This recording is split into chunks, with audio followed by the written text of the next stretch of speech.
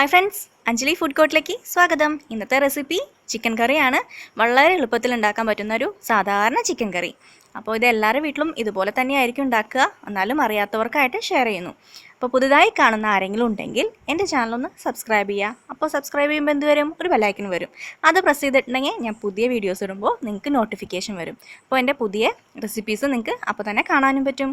അപ്പോൾ നമുക്ക് റെസിപ്പിയിലേക്ക് പോവാം. ഇൻഗ്രീഡിയൻസ് ഇത് അവിടെ വന്നിട്ടുണ്ട്, വേഗം തന്നെ നോട്ട് ചെയ്തോളൂ കേട്ടോ. നമുക്ക് കറി ഉണ്ടാക്കിയാലോ. ഉരുളിയിലാണ് കേട്ടോ നമ്മൾ കറി വയ്ക്കുന്നത്. അപ്പോൾ ഉരുളി ചൂടായപ്പോൾ അതിലേക്ക് 2.25 ടേബിൾ സ്പൂണോളം വെളിച്ചെണ്ണ ചേർത്ത് കൊടുത്തിട്ടുണ്ട്.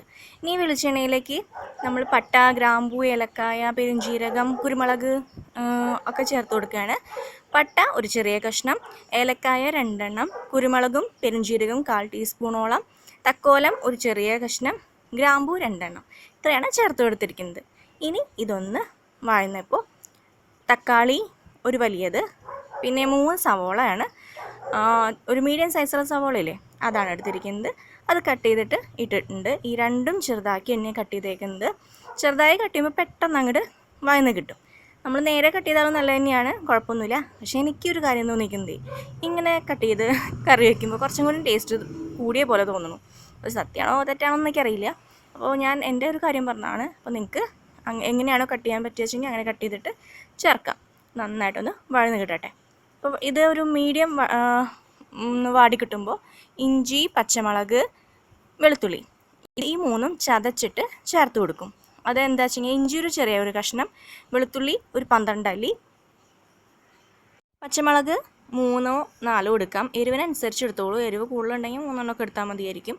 ഞാനിവിടെ കാന്താരി മുളക് എടുത്തിട്ടുണ്ട്, അതിൻ്റെ കൂടെ പച്ചമുളക് എടുത്തിട്ടുണ്ട്. അപ്പോൾ ഞാനൊരു 4-5 കാന്താരി മുളകും ഒരു വലിയ പച്ചമുളകിൻ്റെ 1/4 ഭാഗമാണ് എടുത്ത് ചതച്ചിരിക്കുന്നത്. അപ്പോൾ ഇഞ്ചി, പച്ചമുളക്, വെളുത്തുള്ളി ഈ ഐറ്റംസ് ഇട്ട് നന്നായി ഒന്ന് വഴറ്റുക. ആ പച്ചമുളകൊന്ന് പോകണ്ടേ, അപ്പോൾ അതിന് വേണ്ടിയിട്ടാണ് നന്നായിട്ട് അങ്ങോട്ട് വഴറ്റാൻ പറയുന്നത്. ഇപ്പോൾ തന്നെ ചിലർ പൊടികളൊക്കെ ഇടും. അപ്പോൾ എന്ത് ചെയ്യും, ആ പച്ചമുളകൊക്കെ ആയിട്ട് കറി അത്ര ടേസ്റ്റൊന്നും ഉണ്ടാവില്ല. നന്നായിട്ട് വഴറ്റി ഞാൻ പറഞ്ഞ പോലെ തന്നെ ഗോൾഡൻ ബ്രൗൺ കളർ ആകുമ്പോൾ നമുക്ക് മസാലാസൊക്കെ ചേർക്കാം. അപ്പോൾ നമ്മുടെ വീട്ടിൽ പൊടിക്കണ മസാലകളാണെങ്കിൽ ഗരം മസാല ചേർക്കുന്നത് നല്ലത് തന്നെയാണ്. ഞാനിപ്പോൾ ചിക്കൻ മസാലയാണ് ചേർക്കാൻ പോകുന്നത്. അപ്പോൾ വീട്ടിൽ പൊടിച്ച മസാല ഇല്ല. നമ്മളുടെ ഐറ്റംസൊക്കെ മൂത്ത് കഴിഞ്ഞു, ഗോൾഡൻ ബ്രൗൺ കളറായിട്ടുണ്ട്, കണ്ടില്ലേ. ഇനി ഇതിലേക്ക് എന്തൊക്കെ ചേർത്ത് കൊടുക്കണം? അവിടെ മസാലപ്പൊടികൾ ചേർക്കണ്ടേ.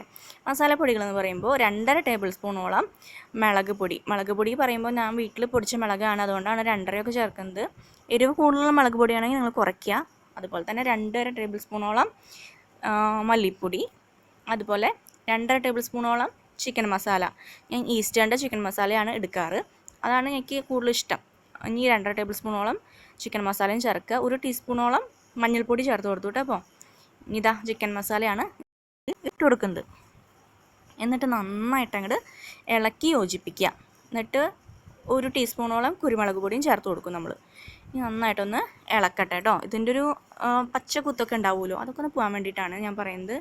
ഇളക്കണം എന്ന്, ഇല്ലെങ്കിൽ ആ പച്ചമണം അത്ര നല്ലതല്ല നമുക്ക്. ഇതാ ഇട്ട് കൊടുക്കാൻ പോവാണ് 1 ടീസ്പൂണോളം കുരുമുളക് പൊടി. അപ്പോൾ എല്ലാം കൂടി ഒന്ന് നന്നായിട്ടൊന്ന് മൂപ്പിച്ചെടുക്കുക എന്ന് നമ്മളിവിടെ പറയുക. ഒരു ഡാർക്ക് കളറ് ആവണ വരെ ഇങ്ങനെ ആക്കി ഇളക്കുക. തീ കുറച്ച് വെക്കുക, അല്ലെങ്കിൽ കരിയാൻ ചാൻസ് ഉണ്ട്. നന്നായിട്ട് ഇളക്കന്നെ. ഇനി കറിവേപ്പില ചേർത്ത് കൊടുത്തു. കറിവേപ്പില അങ്ങോട്ട് ഇളക്കുക. ഇനി വേണ്ടത് ചിക്കനാണ്. ചിക്കൻ 1.5 കിലോ ചിക്കനുള്ള അളവുകളാണ് ഞാൻ ഇപ്പോൾ പറഞ്ഞിരിക്കുന്നത്. ചിക്കൻ നന്നായി കഴുകിയിട്ട് ഇതിലേക്ക് ചേർക്കേണ്ട സമയമായി ചേർത്ത് കൊടുക്കുക. നാടൻ ചിക്കനാണെങ്കിൽ കുറച്ചുകൂടെ വേവ് ഉണ്ടാവും, പക്ഷേ ഇത് നാടൻ ചിക്കനല്ല, നമ്മൾ കടയിൽ നിന്ന് വാങ്ങുന്ന ചിക്കനാണ്. ഇതൊന്നും കഴിക്കാൻ പാടില്ല എന്നൊക്കെ പറയാം, പക്ഷെ എന്ത് ചെയ്യാം, നമ്മൾ വാങ്ങുകയും ചെയ്യും കഴിക്കുകയും ചെയ്യും അല്ലേ. നന്നായിട്ട് ഇളക്കി യോജിപ്പിക്കുക. മസാലകളൊക്കെ ഇതിലേക്കൊന്ന് പിടിക്കണ്ടേ. ഇത് ഉരലാണ്, നമ്മൾ ചതച്ച് വെച്ചില്ല ഇഞ്ചി, പച്ചമുളക്, വെളുത്തുള്ളി, അതിൽ കുറച്ച് വെള്ളം ഒഴിച്ചിട്ട് ഇതിലേക്ക് ഒഴിക്കുകയാണ്. അപ്പോൾ അത് കളയണ്ടെന്ന് വെച്ചിട്ട് കേട്ടോ. ഇതിലേക്ക് ഒഴിച്ചു. പിന്നെ 1 ഗ്ലാസ്സോളം നല്ല വെള്ളം കൂടി ചേർത്ത് കൊടുത്തിട്ട് ഒന്ന് ഇളക്കി, ഉപ്പ് ഈ സമയത്ത് പാകത്തിന് വേണമെങ്കിൽ ഇട്ട് കൊടുക്കുക. എന്നിട്ട് അടച്ച് വെച്ചിട്ട് അങ്ങോട്ട് 10-15 മിനിറ്റ് ഒന്ന് വേവിക്കാം. അത് 15 മിനിറ്റ് കഴിയുമ്പോൾ ഒന്ന് ഓപ്പൺ ചെയ്തിട്ട് ഒന്നും കൂടി ഇളക്കിയിട്ട് അടച്ച് വെക്കണം കേട്ടോ. ഇല്ലെങ്കിൽ അടി പിടിച്ചാലോ. നന്നായിട്ട് വേവില്ലാത്ത കാരണം കുഴപ്പമില്ല. നമ്മുടെ മറ്റേ ചിക്കൻ അല്ലേ, ബ്രോയിലർ ചിക്കൻ, അതുകൊണ്ട് കുഴപ്പമില്ല.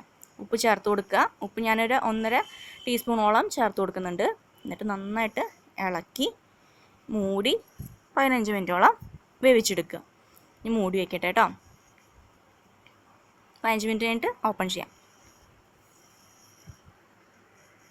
15 മിനിറ്റായി ഓപ്പൺ ചെയ്യാം. നന്നായി തിള വന്നിട്ടുണ്ട്. ഒരു പകുതി വേവൊക്കെ ആയിട്ടുണ്ട്. ഇനി നന്നായിട്ട് ഇളക്കിയിട്ട് ഒന്നുകൂടെ മൂടി വയ്ക്കാം. ഇനി മൂടി വെച്ചത് വീണ്ടും തുറക്കുകയാണ്. ഒരു 8 മിനിറ്റ് 9 മിനിറ്റ് കഴിഞ്ഞു. അപ്പോൾ നമ്മളുടെ ചിക്കൻ കറി ഇവിടെ റെഡി ആയിട്ടുണ്ട്. അതാ കണ്ടില്ലേ, എല്ലാം സെറ്റായി തന്നെ ഉണ്ട്. ഇത് കുറച്ച് നേരം കൂടി ഒന്ന് റെസ്റ്റ് ചെയ്യാൻ വെച്ച് കഴിഞ്ഞാൽ കുറച്ചും കൂടി തിക്ക് ഗ്രേവി ആവും. ഇതിപ്പോൾ നമ്മൾ കുറച്ച് ചാറോട് കൂടിയിട്ടാണ് നമുക്ക് ആവശ്യം. അതുകൊണ്ട് എനിക്കിപ്പോൾ കറക്റ്റ് പാകമായി. നിങ്ങൾക്ക് വേണമെന്നുണ്ടെങ്കിൽ കുറച്ചും കൂടി തിക്കാക്കി എടുക്കണമെങ്കിൽ കുറച്ചും കൂടി ഒന്ന് വറ്റിച്ചെടുക്കാം തുറന്ന് വെച്ചിട്ട് കേട്ടോ. സ്റ്റവ് ഓഫ് ചെയ്തു. ചിക്കൻ കറി റെഡി. ഇനി ഒന്ന് ഇളക്കി സെറ്റ് ചെയ്യാൻ വേണ്ടു.